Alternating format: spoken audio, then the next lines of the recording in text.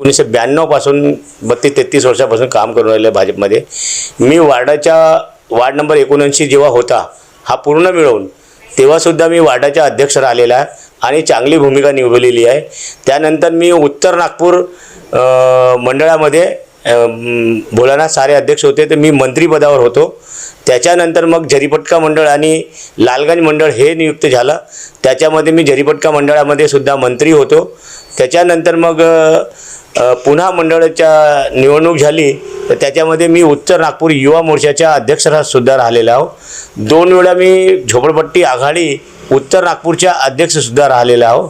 आणि त्याच्यानंतर आता मागच्या कार्यकाळामध्ये मी ओबीसी आघाडीच्या महामंत्री राहिले आहो उत्तर नागपूर। आता मला हे जिम्मेदारी दिलेली आहे, तर मी याच्यामध्ये पूर्णपणे यशस्वी राहण्याचा प्रयत्न करील आणि चांगलं आपल्या येणाऱ्या निवडणुकीमध्ये सर्व जे राहतील नगरसेवकसाठी उमेदवार यांना पूर्णपणे निवडून आणण्याचा प्रयत्न करील। पुढं जानेवारी महिन्याच्या जवळपास निवडणूक येणार आहे महानगरपालिकेची। त्याच्यामध्ये नारायणवाडी मंडळामध्ये 8 उमेदवार राहतील, एक प्रभागामध्ये 4-4 म्हणून।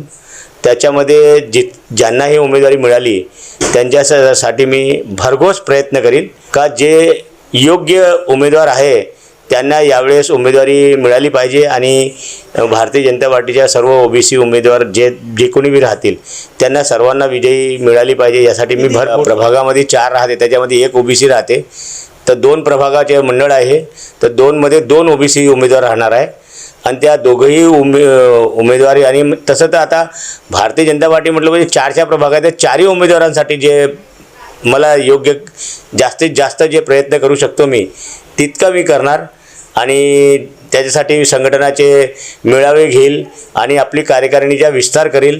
त्याच्यामध्ये सर्व प्रमुख कार्यकर्त्यांना आपल्यासोबत आपल्या कार्यकारिणीमध्ये घेईल। आता असं आहे का 32 वर्ष झाले, ते 32-33 वर्ष झाले, यामुळे आता माझ्याही मनात असं वाटते का आपण बी नगरसेवक निवडणूक लढली पाहिजे। पण पार्टी आपल्या जेव्हा योग्य समजेल आणि आपल्याला यावेळेस उमेदवारी दिली तर आपण सुद्धा लढण्याची तयारी आहे। माझी भूमिका पक्षाने जर उमेदवारी नाही दिली तरी मी पक्षाच्या काम करायसाठी तयार राहील।